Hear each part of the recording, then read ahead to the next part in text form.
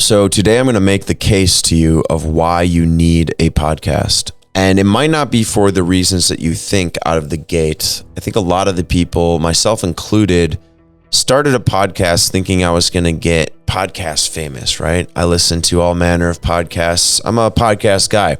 I draw a lot of inspiration from long form conversation. I like knowing what people think, why they think that. I like disagreeing with them. I like being a fly on the wall of their conversations about things I'm interested in and things I have no idea about, right? You might be a podcast listener, you might not, but the reality is millions and millions of people all over the world, billions of people probably at this point, listen to podcasts. It's the new radio. And it's not going anywhere. Matter of fact, it's continuing to increase. People could say, oh, it's oversaturated. Nonsense. It's oversaturated if you got nothing to say, if you just buy a mic and have nothing to say. But you're an expert. You're an industry expert. You know what you're doing. You've been doing this a while. Your voice deserves to be out there. And I'm going to make the case to you right now that your company and you need a podcast, but not for the reasons you might think.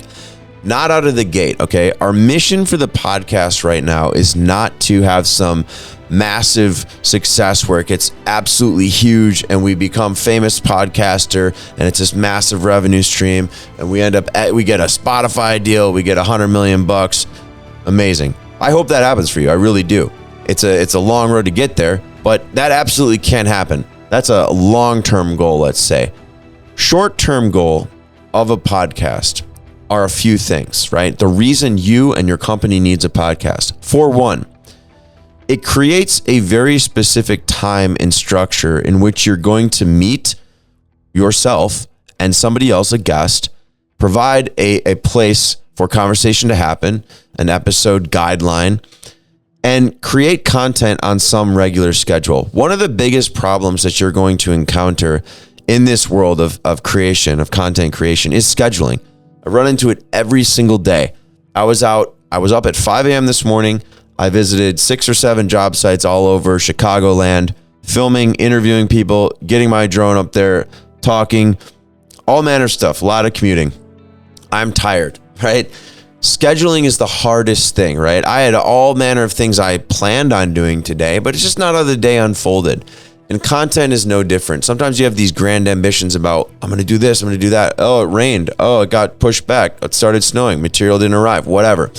The point I'm getting at is the podcast is a safe bet, a safe haven, time on a schedule, a link that you can send someone to record them and create content. We don't want to be driving somewhere. We don't want to be setting up a ton of gear.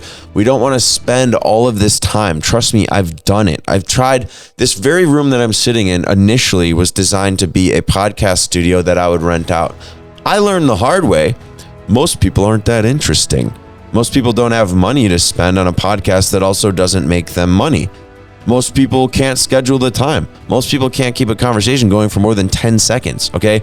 These are things I didn't think about. I was like, oh, surely there's a demand for a podcast studio. Anyway, different story. The point I'm getting at is that scheduling, the devil's in the details. Getting a podcast that you do bi-weekly, okay? I think bi-weekly is a great way to start. If you do an hour-long sit-down interview with somebody, a guest, a friend, an acquaintance, a vendor, somebody, a friend, anybody, and you talk long form with some structure, 1 hour podcast can net you anywhere from 20 to 40 reels. I'm not kidding you. 20 to 40 1-minute clips. To create that in any other scenario would be nearly impossible. So the first and foremost reason that we create a podcast, that your company and you needs a podcast, is it's a container in which your messaging, your branding, your voice, your intellect, your knowledge base, your guests, your collaboration, all these things, it gives it a home. It gives it a spot to be. And it puts it on the calendar. It puts a date on the calendar that you're going to commit to bi-weekly. Every Friday afternoon, we do the podcast. And it gives you a little bit of a challenge to be like, well, I got to come up with episode topics. If you viewed my Google Gemini documents there, guess what? You can prompt it pretty well. I run a landscape company. I want to have a year's worth of episodes for relevant topics for guests. Make me a 52-week, or actually it'd be bi-weekly. Make me a bi-weekly podcast topic and episode outline schedule for the year of 2025. there you go. You're done. Anyway, we're going to jump into some more of the specifics about how to do a podcast. Okay. I'm talking into a podcast mic. It's got the cool arm, the XLR cable, the Rode Podcaster Pro, all the lights, all the camera, all the stuff. That's great. But you know what? This requires you have to be in this location at this time with the lights on, all this stuff on. You basically need a producer. You need someone else to run all that stuff, to format the camera, to format the memory card, to charge the battery, to get the focal length set right, to get the lights set up. There's about 4 hours of setup just to get it going, right? Like a serious podcast. I wouldn't dissuade you from setting up a studio somewhere, but out of the gate, what we're going to use are web-based platforms, right? Riverside, Zoom, Google Meet. These are the 3 things. 2 of them are free, 1 of them's paid. I'm going to jump into Riverside and just show you what's possible remotely. Okay, I want to introduce you to Riverside, an incredible tool that I use all the time to remotely interview guests or clients of clients. Think of it like Zoom, similar to Zoom, but with a lot more features. It's really designed to unlock the full potential of your camera, of your phone's camera, of your laptop's camera. And it's an incredible software, right? I dreamed of something like this existing, and one day I got an ad, and finally I was like, the remote podcast studio I've been looking for. So there's a few reasons we want to record your podcast remotely to start, right? Unless you have some studio, unless you have some videographers there locally that are willing to do it, or unless you have 2 DSLR cameras and a bunch of mics. Maybe you invested in that gear already, by all means, then use that. But you might have found that the workflow of that is quite difficult. It's a lot to produce a single episode. You've got 2 cameras, you've got lighting, you've got the audio, you've got the recorder. You have to record all that. You have to then back it all up, make a multicam, have someone edit it, export it, upload it. You have to chop it into pieces, right? If you want to make reels out of it. Very tedious process. And it requires that everyone is in that same room, right? Back to the scheduling thing. We're assuming the schedule is going to align on a Friday afternoon. You know what's going to happen inevitably? You're going to let other people down. They're going to let you down. They're not going to show up. They're going to be late. It's going to get pushed back. It's going to become a chore. It's going to become a problem. You don't want that. We want to eliminate any sort of time constraint, bottleneck restrictions. And we do this by using platforms just like Riverside or Zoom or Google Meet. The reason I'm going with Riverside here first, again, it's a paid platform, but it's designed specifically to record remote podcasts. That is what it is designed to do.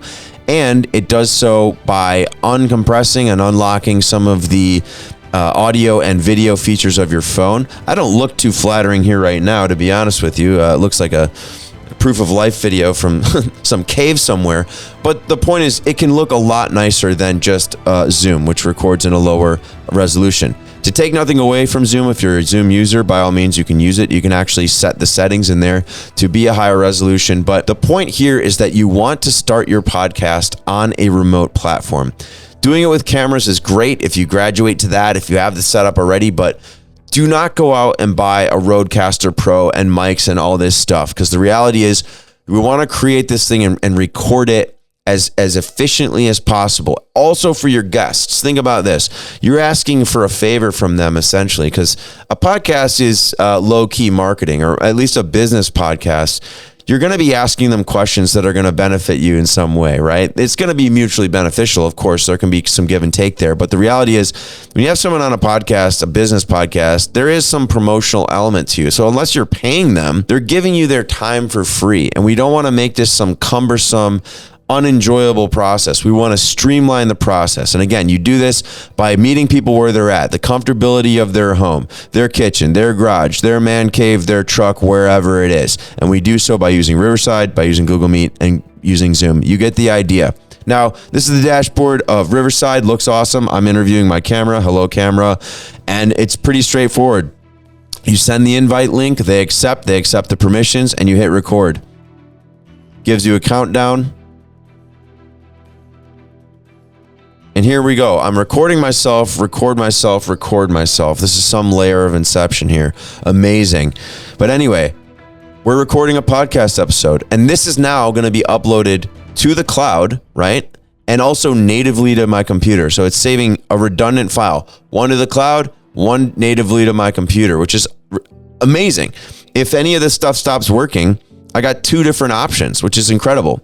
So the point here is to show you what's possible, right? In a few clicks with just a simple link sent to someone, some show notes that were sent in an email, they're able to now be on the podcast. We're in the podcast. There wasn't some complicated setup. They didn't have to travel. We made it really easy for you and for them. If you take anything away from this video, it's that we want simplicity. No bottlenecks, no frustrations. It's open the link and talk. We're going to turn this into content down the road, but the point is I wanted to introduce you to 3 platforms, Riverside being one, paid, Google Meet, which you can use for free, or Zoom, which you can have paid or free versions of. Whatever you're familiar with, whatever you choose, that's up to you. I use Riverside, but we're going to get into some more of the specifics of setting up a podcast now.